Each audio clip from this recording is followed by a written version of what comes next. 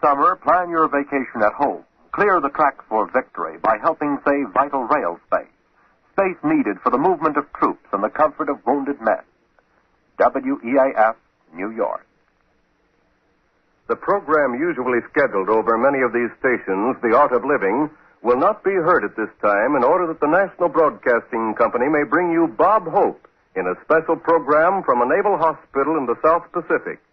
The Art of Living will be heard at its regular time next week. We now take you to the South Pacific. From somewhere in the South Pacific, we present the Bob Hope Show.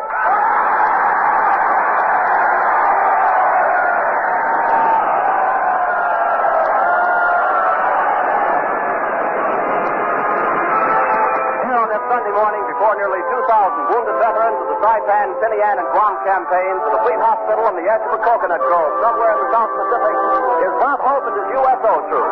Ladies and gentlemen, these wounded men have been through many bitter campaigns.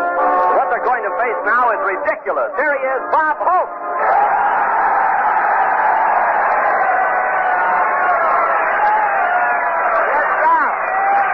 Thank you. How do you do, ladies and gentlemen? This is Bob, Mosquito Network Hope. Thanking you boys from Guam, Tinian, and Span for making the Japs take it on the lam. Yes, sir. Isn't it wonderful what you can do on Spam, huh? Well, here we are on this beautiful, romantic South Pacific island. Boy, aren't these islands pretty?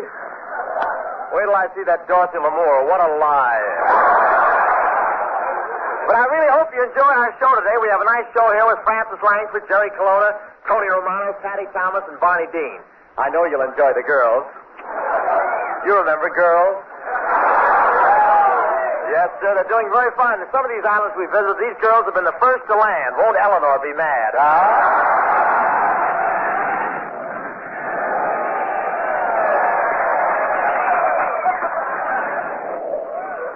Of course, she would have made those islands, but she stopped to trade with the natives along the way. We've had a very fast flying trip up to now. Flew all the way down here from San Francisco. Didn't scare me a bit. I read a novel coming down. Going back, I'm going to read the second page. Everybody had a lot of fun on the plane. I know because I looked inside and saw them. And when we got about when we got about halfway down, the pilot turned around to me and said, "Are you a little nervous?" I said, "Yeah, this is only my third time up." He said, "You beat me. This is my first."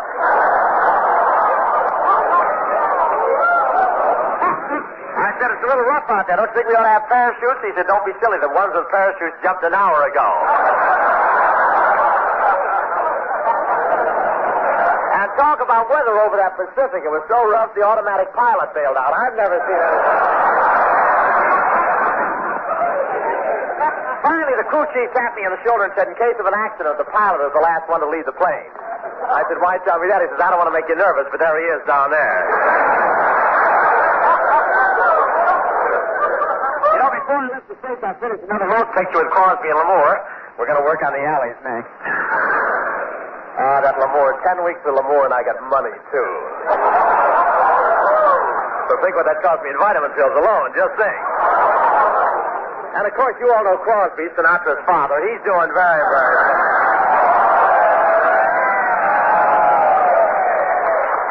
Sinatra's doing okay, too. He's just been elected the wax pin-up boy. They got to pin him up or he'll fall down. But right now, I want you to meet young fellas who's been our orchestra the past 3 years in our different travels. A guy from Fresno, California, composer and a grand guitar player, Tony Romano. Let's get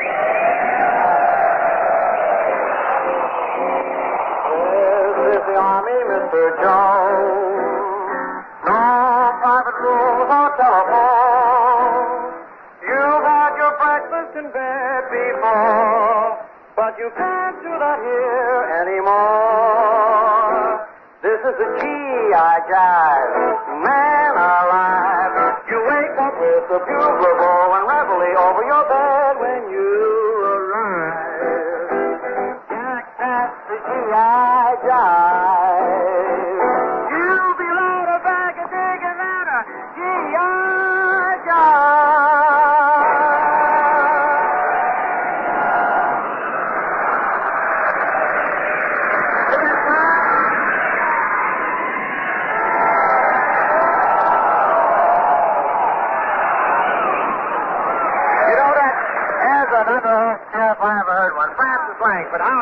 I'm fine, Bob. Oh, that's well. You having a good trip? Oh, it's so exciting, and the boys have been so wonderful to me. You know that last island where we were? I sure do. One of the boys took me out on the target range. Oh, he did really? Mm-hmm. He put his arm around me and showed me how to hold a rifle. Oh, that's right. Yes. He put his arm around me again and showed me how to aim it. Oh, he did, I guess. I see. He kept his arm around me for a half an hour and showed me exactly how to fire it. Then an officer came along and put him in the guardhouse. Oh, that's too bad. Yeah, we were going to try it again tomorrow with a rifle.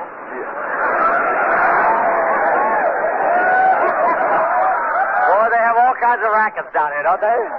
Well, you know, Francis, these boys have a rugged time down here, but I still wish I was one of these fellas. I want to tell you that. I mean...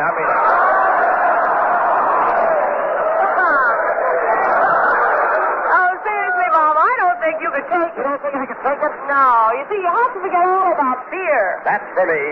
You have to forget all about comfort. That's for me. And you have to forget all about women. That's for them.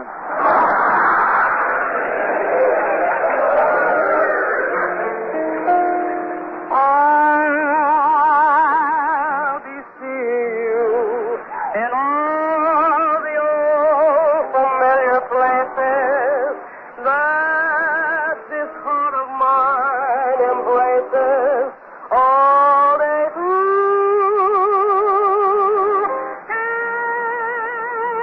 In that small cafe, the park across the way, the children's carousel, the chestnut trees are wishing well. I'll be seeing you in every lovely summer's day, in everything that's bright and gay. I'll always think of you that way. I'll see you in the morning time, and when the night is new, I'll be looking at the moon,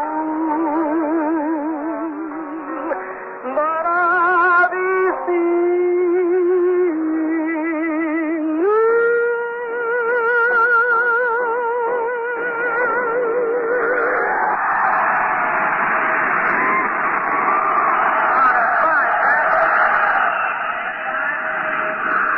Thank you very much, Francis Rice. You know, it's great being at this hospital today.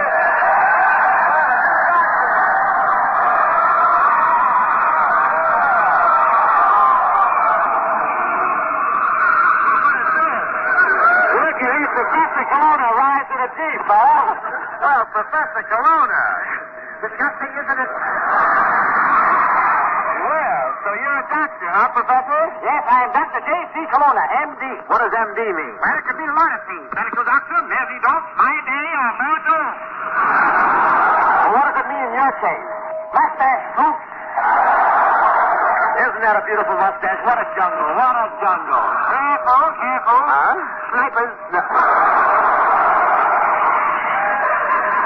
So you're a doctor, huh, Colonna? Do you treat appendectomies? I should be. Their money's as good as anybody else. You're a doctor. I think you're nothing but a quack. A what? A quack, quack, quack. There you can see. You have wet feet, too?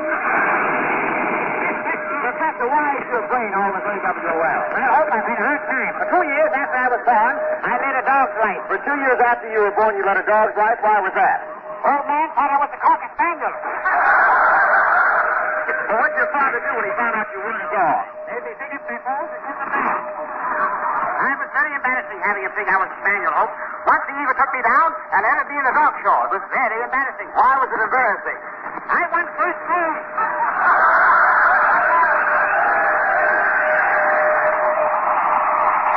I left the stage rather hurriedly. I know that a lot of my feminine schooners don't understand. Luckily, Crosby and Tanaka are standing in for me during my absence. So until I return, I say...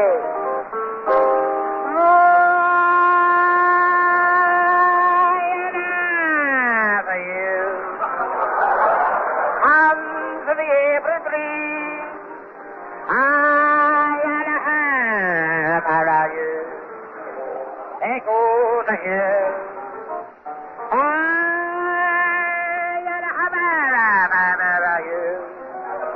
The golden dawn green, as once more he sees the death of me.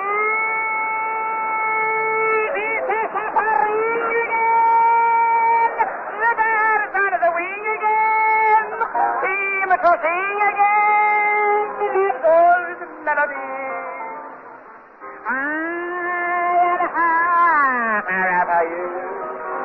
It's the song of songs, song of songs, song of melody, a broken memory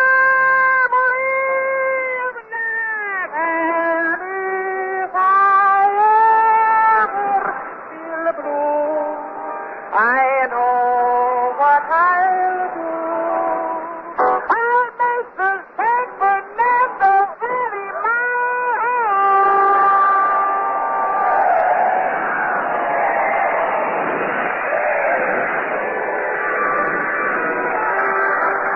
Well, ladies and gentlemen, that just about closes out this little section from this little island down here in the South Pacific.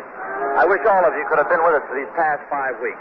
What a privilege to see our American boys with one thought in mind, to keep island hopping till they land on Tokyo, so they can make that most important hop in their lives, that big hop back to Uncle Sugar.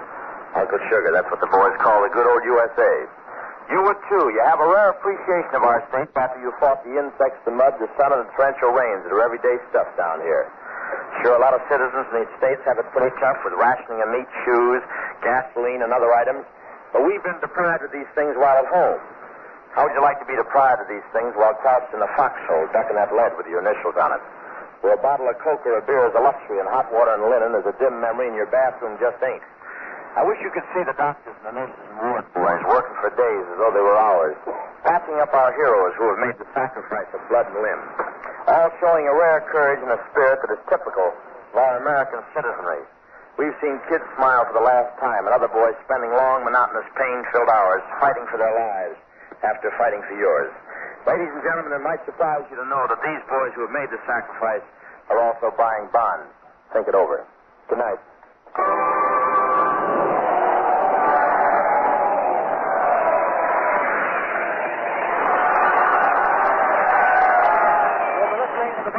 Show coming to you from an island base somewhere in the South Pacific, the arrangement by the United States Navy over facilities of the Mosquito Network.